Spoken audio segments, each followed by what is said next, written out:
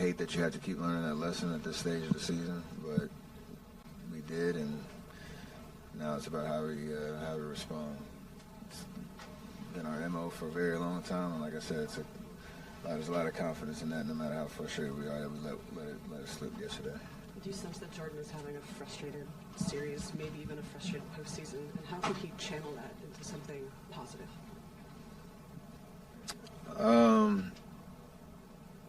I mean, from game to game, there's always, I guess a report card on how you play, and for him, it should just be about what he feels. It shouldn't be about what anybody's saying about his game. We are all extremely confident in what he provides for us, what he can do out there, and keeping it positive is just how you approach the game. And that's what I love about him. He has great energy and assessment of how we played and what we need to do different, and adjusting to their adjustments and all the stuff that you go through in the playoff series is frustrating, knowing how the first half went. We had a lot of good things happening, up 11, 7, some change left, and then they go on a huge run and get the crowd into it, and it's kind of just the vibe you get on the road when every possession matters. So just a reminder of that. But the frustrating part is you let one. Not to say, if we handle that second quarter, we automatically win, but you let that momentum evaporate, and then just made it a little harder on ourselves, and now we got to bounce back. There's a lot of confidence we can do it. How do you break down what happened in that second quarter? Turnovers led to fast break opportunities. They got to the free throw line way too much, and that just changed the whole vibe. It's a possession here, a possession there, especially when you have control of the game and control of the tempo on the road. It usually has a trickle-down effect to literally everything. Who's getting shots, their confidence in making them. You build up stops, and then you start to create even more separation. There's just a reminder of how important it is to win at this level on the road against any team, and we let them get to their strong comfort zone, a strong suit in their comfort of what he's asked to do, and that's what we love about him, because it doesn't change the way that he plays.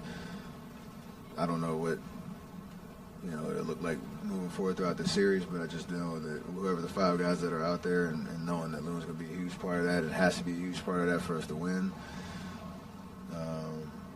That's going to matter. So it changes quickly just because teams make adjustments, and that's what happens within a series.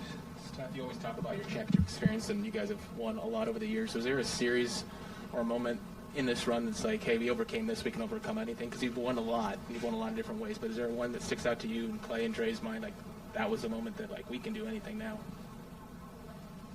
I mean, there's been a lot of them. Talked about Memphis, the very first run that we had, to Houston in 17 and 18 for different reasons. Memphis last year, Game 4 in Boston last year. There's a lot of things you can kind of tap into in terms of experiences that we've had where we've been on the road, kind of against the ropes, and we've responded. This is in a very similar situation, but a real effort in that. So it's just a matter of sticking with it, because you'll get rewarded in the big picture, and especially because we do have a lot of confidence in what he provides for us and what he's capable of doing. So over the course of the last postseason, have you noticed any unexpected ways that your increased strength is being able to help you? Just handling different defenses and matchups that I see.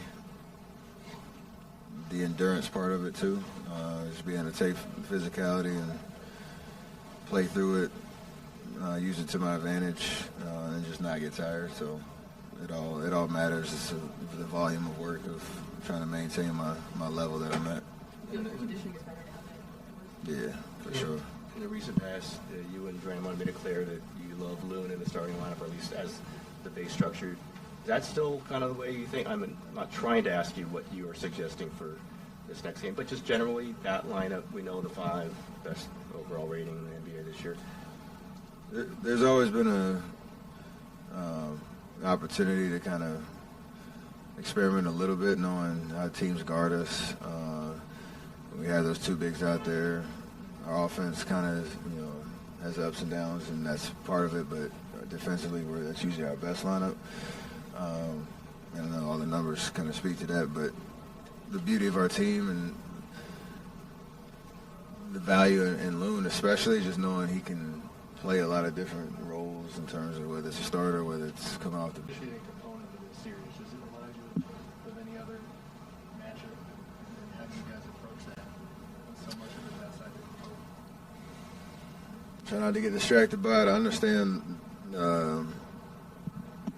that was a huge part of what they do well in terms of the free throw disparity. I know they're number 1 in the league. We were number 30 in the league.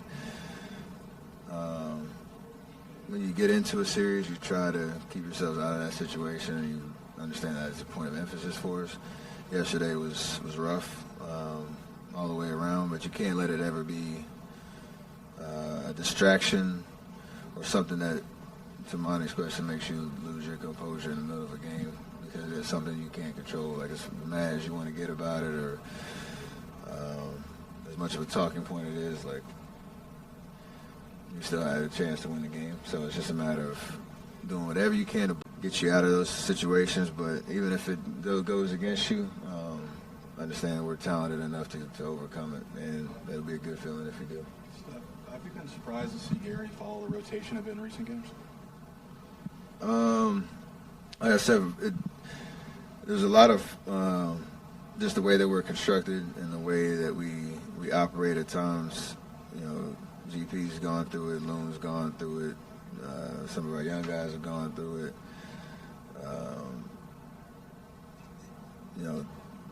Different combinations you have to try to figure out what works. And like I said, for GP, it's, in terms of the way he sees the game and how he can impact it and just his level of maturity.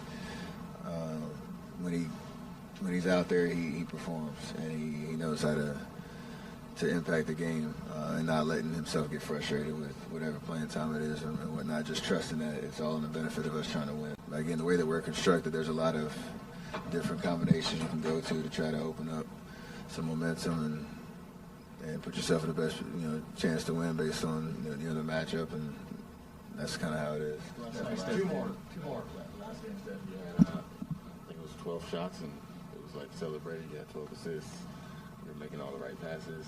Do you feel the same after this game where you took 14 shots and you obviously didn't get 127 points?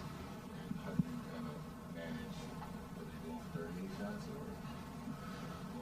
or? I mean, they made an adjustment in terms of their matchups to try to take away our pick and roll in the pocket, passing, and that 4-on-3 advantage we have on the backside, and Draymond being in a sweet spot. Like, they obviously understand that's when we're at our best. So we'll make adjustments. You mentioned last night that it was just a defensive thing, but you said not as much on offense. It was more tight for you guys. You didn't say it was only the defense, but you said that more about the defensive issues than it was about offense. Do you believe that? Yeah, because that's more, like I said last night, it's like connecting the game in the sense of we had a couple offensively. There's a segment in the second quarter during that run they had where we were the offensive part, we were a little chaotic in terms of our spacing, trying to force stuff that wasn't there, weren't getting the cleanest of looks or having turnovers, and then that fueled their transition offense, it fueled their ability to create advantage and get to the free throw line a lot of different ways, and then it slowed the game down on the other side. So obviously you don't want D'Lo to get going crazy like he did in the first quarter, because that kept them afloat while they were trying to settle in. And then because of the transition, the free throws and all that, they got a lot more comfortable. The aggressor and all that type of stuff, and that pace, setting up their defense, and changed the whole tune of the game. Do you think that you guys lost your poise a little bit